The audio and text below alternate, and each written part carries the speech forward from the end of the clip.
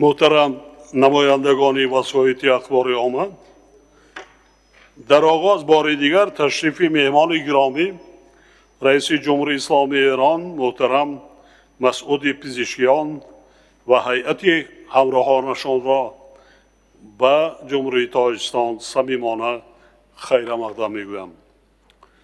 ما توجه خاصه جمهوری اسلامی ایران را نسبت به جمهوری تاجیکستان قدر میکنیم. مذاکرات و واقعه‌های امروزه مثل همیشه در فضای دوستانه، حسن تفاهم، اعتماد و احترام همدیگری صورت گرفتند. در جریان ملاقات خاصه و وسیع با اشتراک هیئت‌ها مجموعی وسیع مسائل همکاری‌های دو جانبه و بسیار جانبه دو کشور موردی بررسی قرار گرفت. در فرجام مذاکرات یک سلسله سندهای نوی همکاری به امضا رسیدند که زمینه حقوقی مناسبت‌های دو جانب را تکمیل می‌دهند. جانب تاجیکستان نتیجه های مکالمه امروزه سطح عالی را بلند ارزیابی می‌کند.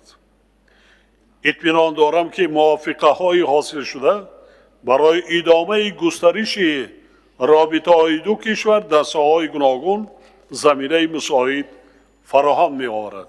ما جانبداری خود را از ادامه مکالمه سازنده سیاسی بین دو دولت در سطح‌های مختلف ابراز داشتیم.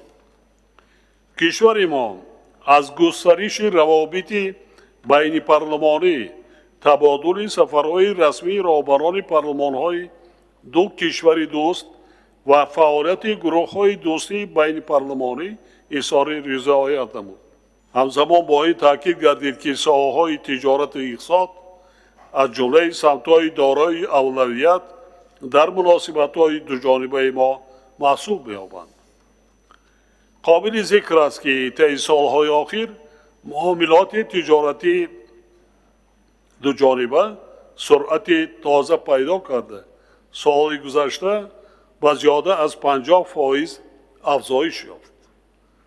ضمناً تقویت فعالیت ابزارهای دو جانبه از جمله کمیسیون مشترک بین حکومتی، همچنین شورا و کمیته مشترک صاحبکاری و سرمایه‌گذاری مهم ارزیابی گردید. جانب تاجیکستان ضرورت سعی و تلاش بیشتر نهادهای دخلدار دو کشور را در تطبیق همه جانبه برنامه درازمدت همکاری‌های اقتصادی و تجارتی تا سال 2030 میلادی و نقشه راه آن ذکر کرد. ما علاقمندی خود را به رشد همکاری‌ها در سمت سرمایه‌گذاری با جمهوری اسلامی ایران ابراز داشت. در این زمینه استفاده وسیع از امکانات منطقه‌های آزاد اقتصادی تاجیکستان با منفعت جانب‌ها دانسته شد. جانب ما اینچنین از ظرفیت‌های فراوان بخش‌های صنعت معدن، ساختمان، خوراکه، داروسازی، ساحه‌های انرژتیک، نقلیات، فناوری، کشاورزی و ساحه‌های دیگری مورد توجه یادآور شد. دیروز در شهر دوشنبه در حاشیه سفر دولتی پرزیدنت محترم جمهوری اسلامی ایران مکالمه نمایندگان بخش خصوصی دو کشور برگزار گردید.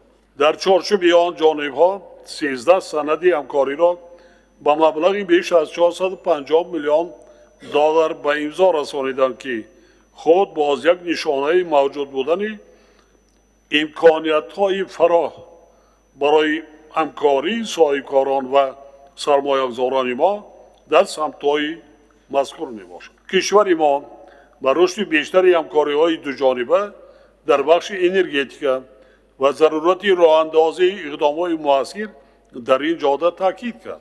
در رفت مذاکرات با تمایل افزایش انتقال مال و کالا میان دو کشور در سالهای اخیر اشاره گردید. وابسته به این ضرورت استفاده ثمره بخش از ظرفیت‌های بزرگ نقلیاتی و ترانزیتی جانب‌ها مورد تاکید قرار گرفت. همچنین راجع به استفاده به ظرفیت‌های بندرهای چابهار و بندر عباس به عنوان زمینه مساعد حمل و نقل مال و محصولات تبادل نظر انجام یافت.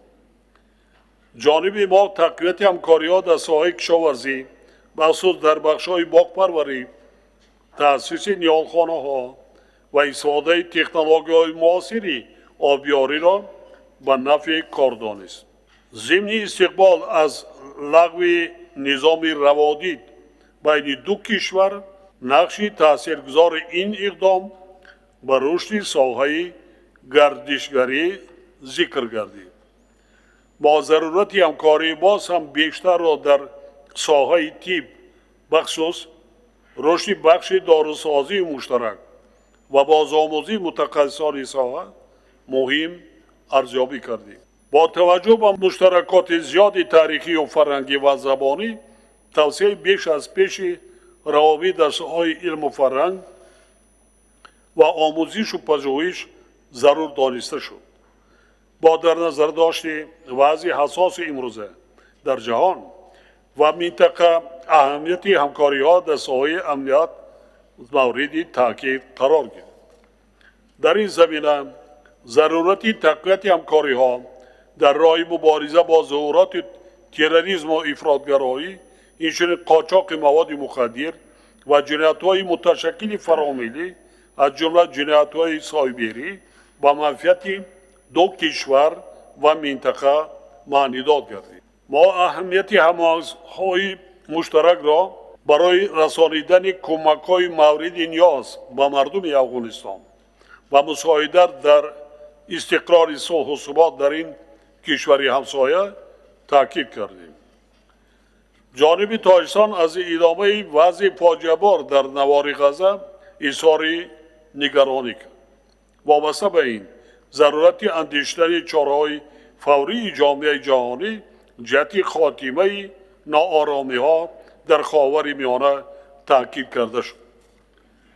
در رابطه با این، تاجیکستان جانبداری خود را از تطبیق قطعنامه‌های مربوطه سازمان ملل متحد عاید به قضیه فلسطین و رعایت حقوق بین المللی بار دیگر اظهار نمود. حاضرین گرامی، در جریان مذاکرات ما از حالت و روند شریکی با ایران در دایره نهادهای بین المللی و منطقوی اظهار رضایت کردیم. آمادگی جانب خود را جهت ادامه این روند ابراز داشت. تاجیکستان با کشور دوست برای دستگیری دائمی از تشابه‌های بین المللی خود از جمله در موضوع آب و اقلیم سپاسگزاری نمود. در مجموع ما نتیجه سفر دولتی رئیس جمهوری اسلامی ایران جناب مسعود پزشکیان را همچون آغاز مرحله جدید در رشد و توسعه مناسبت‌های گوناگون جنبه با این کشور دوست و برادر ارزیابی می‌نماییم. در فرجام سخن خود به شما جناب عالی صحتمندی و کامیابی‌ها و با مردم دوست و برادر ایران صلح و آسایش و پیشرفت روزافزون آرزو می‌نمایم.